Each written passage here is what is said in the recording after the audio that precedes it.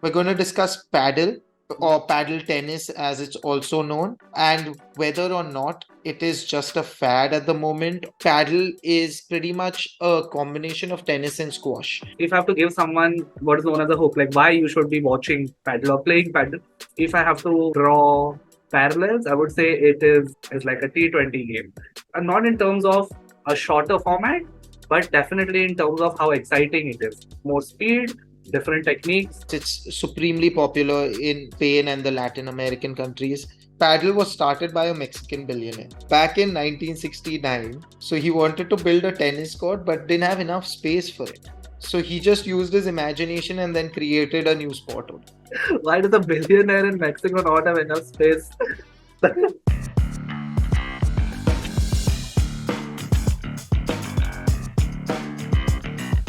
Hey everyone, welcome back to an all new episode of All About Sports, the podcast, a weekly sports podcast by the fans for the fans.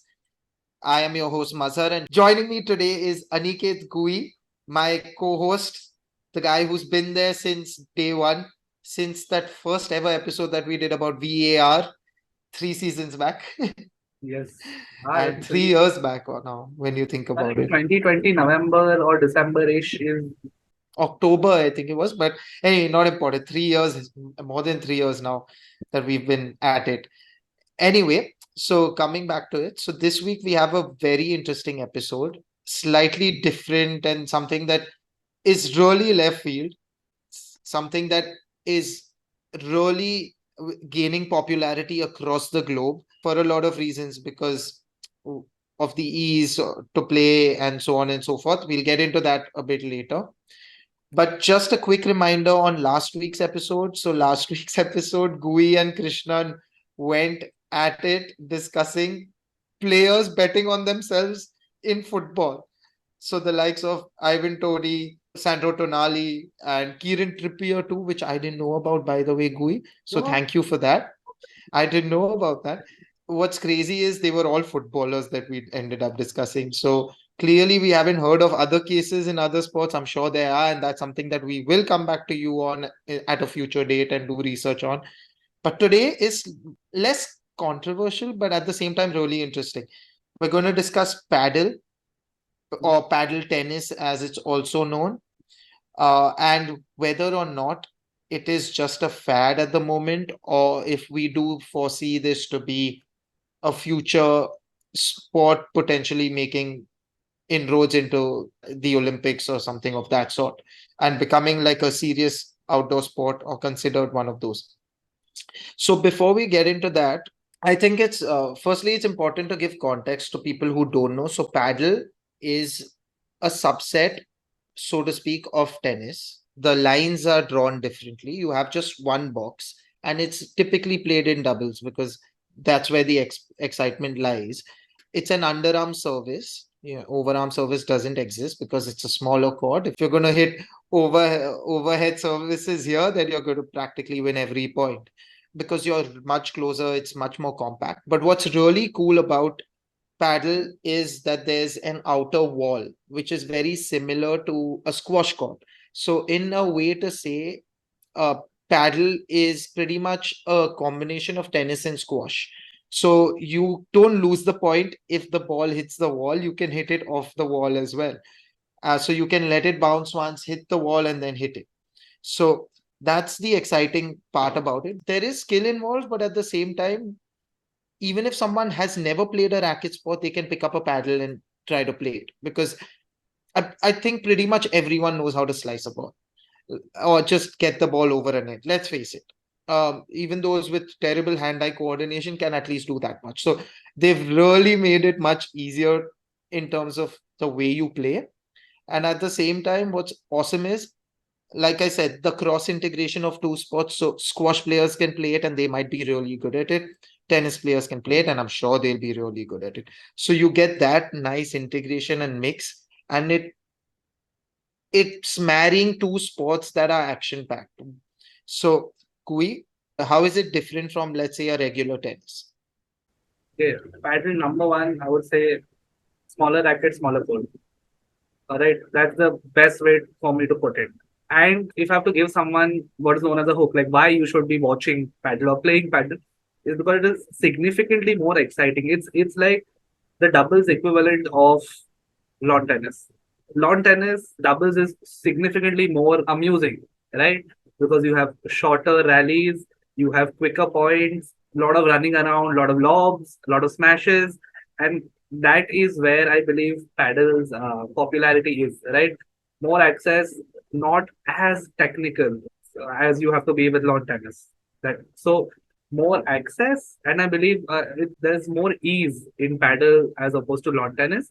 If I have to, draw parallels, I would say it's like a T20 game, and not in terms of a shorter format, but definitely in terms of how exciting it is, in terms of more speed, different techniques of winning points. It's not always a long rally. It's not endurance. Yes, a lot of endurance involved, but not in the same way as you would say a Rafa Nadal goes about the tennis court or a Carlos Alcaraz goes about the tennis court. What do you think? Like if you had to give two traits, like give me two words on why I should watch or play paddle, what would you say? I would say quick for sure, and I would say uh fun, because at the end of the day everyone can play it and you don't have to know the sport to play it. So like tomorrow, if I want to play with my mother can potentially pick up a paddle and hit it as well. And that's the coolest aspect of it, because otherwise you have to think about which sports you'll play with your parents if they don't know the sport, or if they do, there's always those restrictions. Okay, you can be really good at paddle, but I don't think you can be really bad. And I know that's a very controversial statement to make, and it's a strong statement to make, but at the end of the day, you can, how bad can you be in paddle? Like genuinely, I mean, like football, people struggle to kick a ball sometimes, even though that's one of the easier sports again. A simple tennis. Okay, I shouldn't say a simple tennis overhand serve. Yeah, I mean that in itself would make a lot of people struggle. A regular tennis serve is not easy. You are tossing a ball up and try to strike it at a place, and you're trying to give it a specific angle. You want to get a kick serve, uh, but there is a reason that the underarm serve is a surprise tactic in lawn tennis, right? But it's the go-to in paddle, and that's what also I think I was saying when I meant that it's not as technical as lawn tennis. The actions which are required to play paddle are much easier. First of all, the shorter court helps. I think it brings the uniqueness of the squash element, where you have to get really creative in terms of winning a point. Is it more difficult to get a squash ball to bounce off a wall, or is it more difficult to hit a ball over a tennis net? I would say the latter. Definitely, a forehand over a tennis net is definitely more difficult to do than hitting a ball against a wall. I think that's something we've all done. If I can't play any tennis. Yeah, hitting it for sixes. Cricket, we become cricket players at times when we're playing tennis. When you miscue a shot in tennis, you are so embarrassed. Look away, look away. Exactly. I mean, that's much more difficult to do in squash, right? And likewise, it would be much more difficult to do in paddle. Not to say that it's not a difficult sport to play, but yes, not as difficult. Yeah, that's why I had to choose my words, and I think I'm going to Correct. mince my words, and I think I'm going to have to bite my tongue after what all I Yes, said. But because all your that's, Spanish friends are going to really take offense to that. I mean, how dare you call this a non-technical sport? How dare you? and I'm glad you brought that up, because that brings me to my next question, which is going to be basically the chunk of our discussion, the hype around paddle. Of course, it's supremely popular in Spain and the Latin American countries. That was pretty much where it started, and suddenly we saw this massive growth and phenomena of paddle taking off, and a lot of pro tennis players who failed to make a mark in ATP tennis or WTA tennis transitioned into paddle, and are looking at paddle as a potential sport for the future. And at the same time, also now people looking at pickleball, but we'll keep that discussion for another day. Do you think this is just a fad, Gui, or do you see this genuinely becoming I would, okay, let's not go to mainstream sport because that's difficult and that will take a lot of time, of course. And paddle is not a cheap sport either. Those rackets are not that cheap. They're expensive. You have your carbon fiber, you have your titanium in that as well, and all of those variations, which are expensive equipment to purchase. So, do you see this being just this momentarily hype train, so to speak, in this extremely woke social media world that we live in?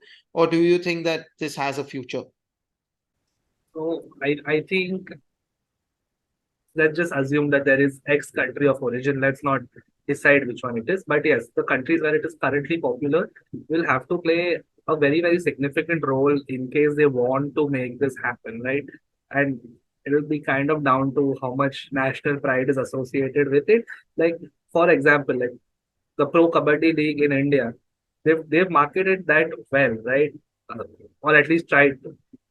They have tried. It's not like they haven't. If for all those who watched the initial seasons, they would attest to the fact that season one, season two, season three was splendid in terms of how they marketed it, how many people were watching, how many people were watching on the television sets, and how many were watching in person, right?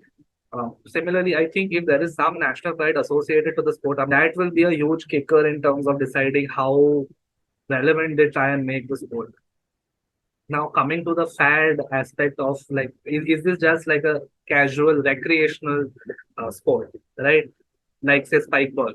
Spike ball, I mean, not to say whatever professional competition or league or body or association is running spike ball, not to discredit them in any way, but spike ball as a sport, it's like a glitch. I can't give my opinion on it because someone will be hurt. But yes, I would say it is closer to spike ball than it is to a squash or a lawn tennis. And it's a little difficult to explain if people don't know what spike ball is. Spike ball is that game where you have a bouncy net or like a trampoline sort of thing in the middle. You have two versus two, and you hit a ball with your bare hands. You slap it onto that thing, and it's supposed to bounce off. And that's incredibly physical, also, right? Incredibly physical, fast, also difficult to play if you're doing it on a sandy beach, even more so.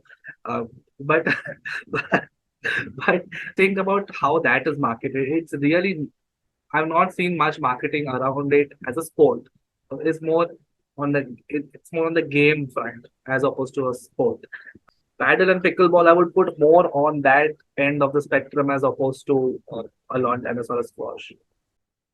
Yeah, but I do love spike ball. I mean, it looks so difficult and it looks awesome fun, It and I would love to give it a exactly. try. I mean, if on a given day, if you ask me, four of my friends are doing nothing, or like four of us are doing nothing, would we gravitate towards tennis or spike ball? I would think it would be spike ball. It's easier. It's more convenient. It's more game like. We would assess our combined physical attributes and and I think we would eventually decide that spike ball is the way to go. But and similarly, It's paddle pretty would much like our childhood, right, Gui? When we used to play handball, like hand squash. It's exactly. almost replicating that. So So again, yeah. so sport like the status as a sport might be unachievable, but do we really care? I mean, it's a lovely physical activity and incredibly challenging. All if you say spike ball, pickleball, paddle, all of them, none of them are like super easy to do. I think 10 minutes of paddle would have me, I would be profusely sweating. There is no question about that. And panting on my way out of the court as opposed to staying in. But let's be honest, where I see it right now, it's more of a game. And again, a lot of work will have to go into developing it as a sport. You'll have to market it accordingly. And in terms of popularity and reach, I think a Drive to Survive like documentary might help, but first, more popular names need to go into that. Like F1 as a sport is already an established sport, right? So there is already a set target audience who's going to watch it definitely, and a lot of people who stumble onto it. If you try something like that with paddle right now, in terms of trying to market it, I would say they are doing it too early or too soon. You need to wait till a few WTA names or a few ATP names move in. There is some natural marketing which comes off of such moves, and maybe a few nationwide leagues. Grow it organically for a few years, and then something like an inorganic step, maybe like a docu series or a late push into it trying to become an Olympic sport somehow would garner it enough attention. But for the time being, it's looking difficult. Yeah, so just to put things into context and from a numbers game, Shubham, I'm taking your job over. Uh, so the top five countries by number of paddle courts, Spain is way ahead with like 11,500 public paddle courts. Argentina second with around 8,000. Then Italy, France, and Brazil all have around 500 courts each. There are 57 countries that have public paddle courts available currently. And the global sales for paddle rackets was around 400 and almost 410,000. Now, this was back in 2017, mind you, these numbers. And these numbers were worked out back in 2019 through Statista. I had found something. Aside from this, it's funny, but paddle was started by a Mexican billionaire back in 1969. So he wanted to build a tennis court, but didn't have enough space for it. So he just used his imagination and then created a new sport. See the privilege of being rich. It's Why like, does the okay, I'm going to millionaire, start a new sport. No space, no problem. why does the millionaire not have enough space? First Not answer. millionaire, billionaire, billionaire. Why does the billionaire in Mexico not have enough space? Exactly. That's interesting. So technically the first, so it was founded in Mexico. Oh, no. So he was Mexican living in Spain. There we go. Enrique Corcuera. Yeah. Better not butcher this, otherwise David will call me right now and tell me get out of there. Um, Enrique Corcuera had rich friends in Marbella in Spain and then in Argentina as well, and that's how it spread. The first World Championships were organized in 1992 in Seville. So, Gui, it's older than us, and no one knew about it. But basically, obviously, it's gained only significant momentum in the last over the last 3 to 4 years, 5 years maybe, and it's become Spain's second most popular game. Now, just to put our point into context, Gui, we saw Andy Murray playing against Peter Crouch in a paddle match, which just tells you, right? You're talking about a football player who's probably never played a racket sport, or even if he did, he's going up against arguably a top 10 all-time tennis player in Andy Murray. Arguably, I'm just putting it out there. If he was born in any other generation, he may have been the guy. He was just unfortunate that he got stuck with Federer, Djokovic, and Nadal. So what I'm trying to say is that it's been there, and if it's not really progressed on, the major question now I have is after so many years, also, to your point, the marketing push has not come, or maybe it has come and we've not heard about it because it's failed as a mainstream sport. I don't think they were trying to make it a mainstream sport, but what I'm trying to say is I don't think enough of people have bought into it because the typical sports fans are very stuck in their ways. They prefer to stick to the sports they have, and they are like they shoot down things. There's some gatekeeping for some reason that we all as sports fans have, traditional sports fans have, towards anything new that comes in, right? And I know YouTube boxing is a pathetic example, but the point is we didn't even want to give it a chance. But it's not. Let's be honest. It's not. It's not a bad example, right? I would probably say that boxing to begin with, like pro boxing, which is not linked to say the Olympics or the Asian Games or the Commonwealth Games, doesn't really get much of a hype in most parts of the world, barring North America and Europe, primarily because that's where they've garnered most attention, like pro boxing. even some of the best boxers being in pro boxing fights, since those fights are not promoted in India the way they are promoted abroad, it's very difficult to get on. I mean, this, now we're talking about an established sport not having enough of a audience in places where it hasn't been marketed to the masses, right? How are you going to make it a mainstream sport from a recreational sport, which was started by a billionaire who didn't have enough room? Then you have to you have to do a lot of work.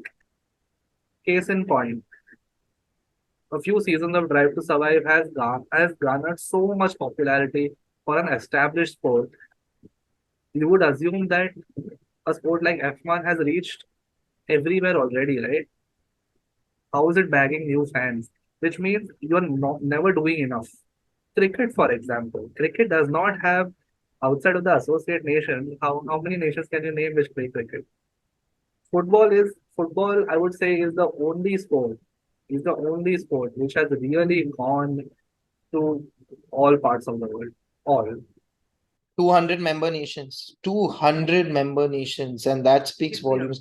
That is how many countries actually play football, right? Even cricket is a super mainstream sport, no, not to deny that. But to really grab world attention, it needs to be everywhere, which it is not.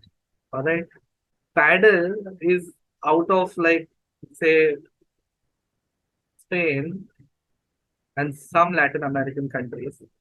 Is as good as unheard of. Although Santa Cruz has a paddle court. So, Santa Cruz is by, for those who don't know, it's a locality in Bombay. Has has a paddle court. All right. Again, Yeah, so India is one of those very less 57 room. countries, Gui. So That place has very little room. Maybe that's why they have a paddle court. Because I am now every time I see a paddle court, I'm going to assess how much room was there. no, but it's crazy, right? It's what's crazy is like when you think about it, it's still there are 57 countries that have paddle courts, public paddle courts available. 57. And this was back in like these were stats of 2017. So obviously that's gone up significantly for sure. Um, like you said, Santa Cruz, there are paddle courts pretty much everywhere now. Uh, like the PDP Park has it in Bombay as well. The Cricket Club of India has it. It's literally almost everywhere now. But I think, like you said, Gui, I think it's at a stage where it's a recreational sport and it's going to take a lot and a lot to stay as a here to stay sort of sport. Think of it as a game for the time being and enjoy it. Everyone, my word of advice is go play. It's fun. It's a great workout. It's a test of a lot of aspects. It gets your adrenaline pumping. It's absolutely exciting and everyone can play it. That's the best part about it. Absolutely. I think I'm in agreement with all of those, especially about the part where everyone can play it. And I strongly encourage, like, maybe spike ball is a little too much in terms of having to dive around for the ball, right? We don't have sandy beaches. I mean, okay, Bombay does have sandy beaches, all right. But I would assume a concrete court is much easier to do in any part of the country as opposed to a sandy beach to play spike ball. Because again, Bombay, lack of space. We should do more paddle instead of tennis, I guess. But uh, looks really fun to play. And I mean, I saw it at the in Santa Cruz, and all I could think of was this looks like a workout. This looks like a proper legitimate workout, right? So if nothing, play it recreationally. If for the timing, that's what it is. That's what it is. And one last question to just close this. Do you think that like squash is it's not a mainstream sport, but it's a globally renowned sport. Yeah, Egypt has produced the best players, and we all know that. And we've discussed this in our previous episode with Mahesh Mangaonkar as well, who, by the way, congrats, Mahesh, on the Commonwealth Gold. We're very proud of you for that as well. It took off in Egypt because they were like, you know what, we want to dominate some sport. Let's focus all our energy into dominating squash. It worked. They invested in it, and it's reaped the rewards for them. There's racquetball. It's called racquetball in the US. So there is a strong presence of squash in general as a sport. Do you think that this will be detrimental to squash? Like paddle will be detrimental to squash's popularity? So, hot take, I don't think so. Why? Because in spite of all the things we've been saying about it being more accessible and all of those things, but easy access also means fewer people taking it seriously. Believe it or not. If the level of skill involved in a game is higher, you would always perceive it as slightly more unachievable. And the moment you see unachievable things, you're more attracted towards those. Like you invest time and energy in terms of understanding it. Um, and squash is significantly more challenging. Dude, some of the reaches in squash, I refuse to. No, I don't refuse. I Of course I tried my best to understand how they do it, but my mind refuses to to to like take in like what has just happened. Like how has someone extended their body like that to just produce exactly the right amount of energy for it to touch the wall and completely collapse. Yeah, man. And Gui, you're spot on. Squash is one sport that you watch it and you're like, oh, it's easy. I think I can do this. And then the moment you step in there and you try to hit that small black ball, you're running rings. If you're playing with a proper squash player, he or she is gonna run rings around you for sure. But they're For probably going to sure. make you run rings around them because they're like, this man knows nothing. Let me just this way. Let me just let me just hit it hard enough for him to look there and look back and look here again. And people I think don't, if you've not played squash, you don't realize that ball barely bounces. It barely bounces. It just falls flat. It drops dead pretty much. It's not like a tennis ball or a table tennis ball for that matter. So it's very, very interesting on how it unfolds. But that's it. So thank you, Gui. It's been amazing. I think we learned something very, very new ourselves today about this Mexican billionaire as well, who created the game. Shout out to Enrique. No space, don't worry. But see, that is max richness, right? Like when you talk about it, it's like, dude, you know what? Also, Today I feel like creating a new game only. and props to being that innovative, right? Like who am I to be bound by the limits of imagination? There are no limits to my imagination. Just listen, paint the lines like this, put the net here, make a smaller racket, and let's have fun. Anyway, thank you to all those who tuned in. Signing off now. This is episode 5 of season 3 of All About Sports, the podcast. And we'll be back next week. Till then, take care and stay safe and see you soon. Bye bye. Bye. If you like this episode, make sure to leave a like and share it with anyone else who might be interested. You can also subscribe on any social media platform that you prefer, and all our links are in the bio. We also have a website with all our episodes as well as blogs and a whole lot of other sports content, so make sure to check that out as well.